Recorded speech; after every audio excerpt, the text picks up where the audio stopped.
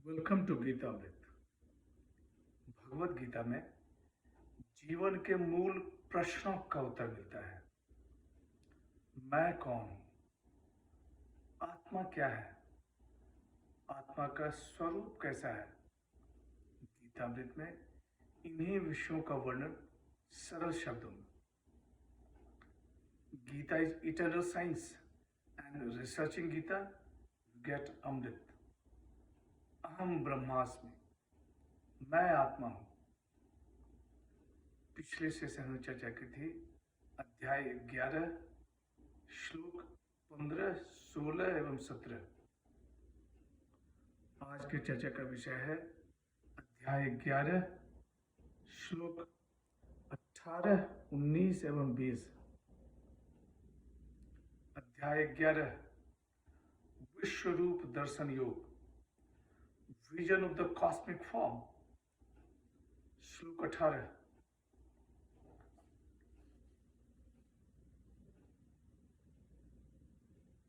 त्वम अक्षरम परमम वेदितव्यम, तुमस्य विश्वस्त परम निधानम, त्वम व्ययः शाश्वत धर्म गोप्ता, सनातन सत्वम पुरुषो मतो में। आप ही जाने युग परम अक्षर हैं। आप ही इस संपूर्ण विश्व के परम आश्रय हैं। आप ही सनातन धर्म के रक्षक हैं और आप ही अविनाशी सनातन पुरुष हैं, ऐसा मैं मानता हूं। Thou art the imperishable, the supreme to be realized. Thou art the ultimate resting place of the universe. Thou art the undying guardian of the eternal law. Thou art the primal person, I think. पिछले session में अर्जुन भगवान के अलौकिक स्वरूप को देखकर उनकी स्तुति करता है। अर्जुन की स्तुति यहां भी जारी है। अर्जुन कहता है, हे माधव, आप ही जाने युग परम अक्षर हैं। आप ही इस संपूर्ण विश्व के परम आश्रय हैं। आप ही सनातन धर्म के रक्षक हैं और आप ही अविनाशी सनातन पुरुष हैं, ऐसा मैं मानता हूं।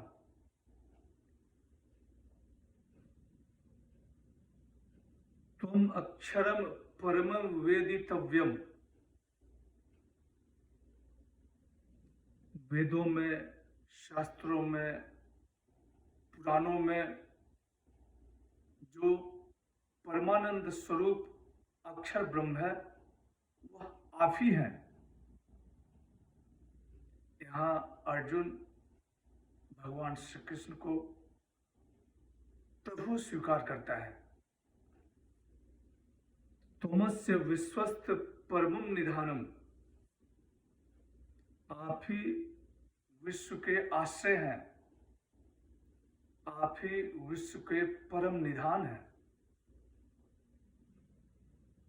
तुम व्ययः शाश्वत धर्म गोप्ता, आप ही शाश्वत धर्म के रक्षक हैं। जब जब धर्म की हानि होती है तब तब आप ही अवतार लेकर सनातन धर्म की रक्षा करते हैं। यहाँ अर्जुन सगुण साकार ब्रह्म की स्तुति कर रहा है। सनातन सत्वम पुरुषो मतों में,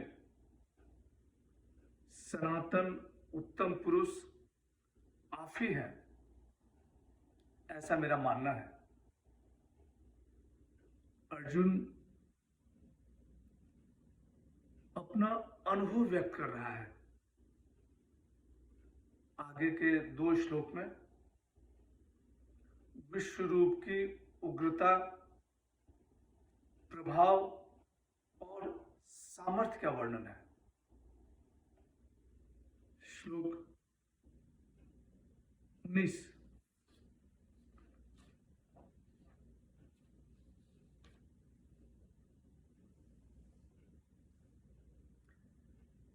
अनादि मध्यांतम नंत वीर्य मनंत बाहुं शशि सूर्य नेत्रम पश्यामि त्वां दीप्ति हुताशव कत्रम श्वेत जसा विश्वमिदं तपंतम। आपको मैं आदि, मध्य और अंत से रहित अनंत सामर्थ्य से युक्त देखता हूं। मैं आपको अनंत भुजाओं से युक्त चंद्रमा और सूर्य रूप नेत्रों वाला, प्रज्वलित अग्नि रूप मुखों वाला और अपने तेज से इस सारे विश्व को तपायमान करने वाला देखता हूं। I behold thee as one without beginning, middle or end, of infinite power, of numberless arms, with the moon and sun as thine eyes, with thy face as flaming fire, whose radiance burns up with this universe.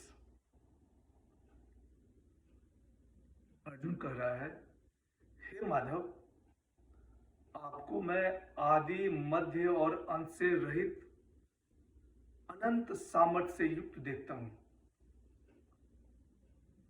मैं आपको अनंत भुजाओं से युक्त चंद्रमा और सूर्य नेत्रों वाला, प्रज्वलित अग्नि रूप मुखों वाला और अपने तेज से इस सारे विश्व को तपायमान करने वाला देखता हूं।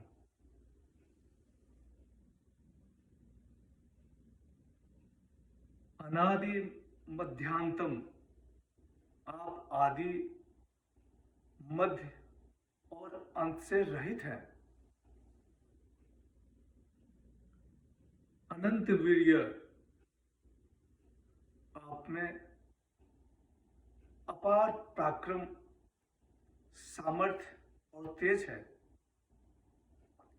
आप अनंत शक्तिशाली हैं। अनंत बाहु, आप अनंत भुजाओं वाले हैं। शशि सूर्य नेत्रम, संसार को प्रकाशित करने वाला चंद्रमा सूर्य आपके नेत्र हैं। संसार को आपसे ही प्रकाश मिलता है। दीप्ति हुता शवक कत्रम, यज्ञ में जो अग्नि में हवन किया जाता है, उन सबको आप ही ग्रहण करते हैं। श्वेत जा विश्वमिदं तपंतम, आपके तेज से संपूर्ण विश्व को तपाने वाले आप ही हैं। श्लोक 20।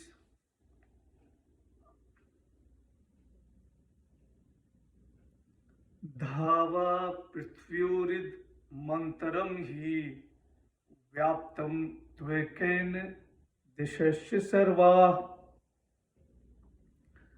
दृष्ट्वा अद्भुतं रूपमुग्रं तवेदं लोकत्रयं प्रव्यथितं महात्मन्। हे महात्मन,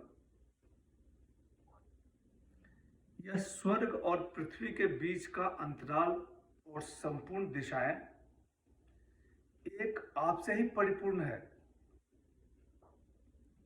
आपके इस आश्चर्यजनक और उग्र रूप को देखकर तीनों लोग विचलित हो रहे हैं। This space between heaven and earth is pervaded by thee alone. Having seen this, thy wonderful and terrible form, the three worlds are trembling with fear, O great soul being. Arjun कहता है, हे महात्मन, यह स्वर्ग और पृथ्वी के बीच का अंतराल और संपूर्ण दिशाएं एक आपसे ही परिपूर्ण है। आपके इस आश्चर्यजनक और उग्र रूप को देखकर तीनों लोग विचलित हो रहे हैं।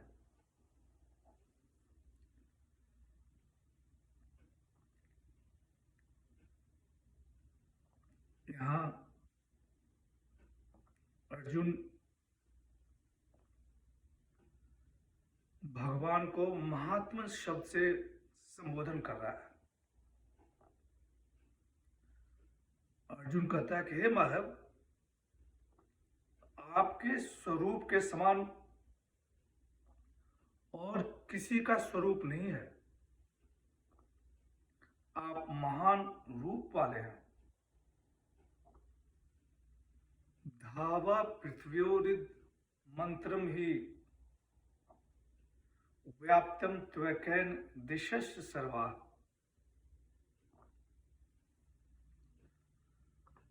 स्वर्ग और पृथ्वी के बीच में आप विराजमान हैं। दृष्ट्वा अद्भुतम रूप मुग्रम तवेदम लोक त्रयम प्रव्यथितम। आपके विलक्षण, अलौकिक, आश्चर्यजनक और भयंकर उग्र रूप को देखकर स्वर्ग, मृत्यु और पाताल लोक के प्राणी विचलित हो रहे हैं। आगे 2 श्लोक में स्वर्ग आदि का ही वर्णन है। आज की चर्चा यहीं समाप्त करते हैं। अगले सेशन में चर्चा को और आगे बढ़ाएंगे। यदा यदा हि धर्मस्य ग्लानिर्भवति भारत अभ्युत्थानम् अधर्मस्य तदात्मानं सृजाम्यहम्। हरे कृष्ण।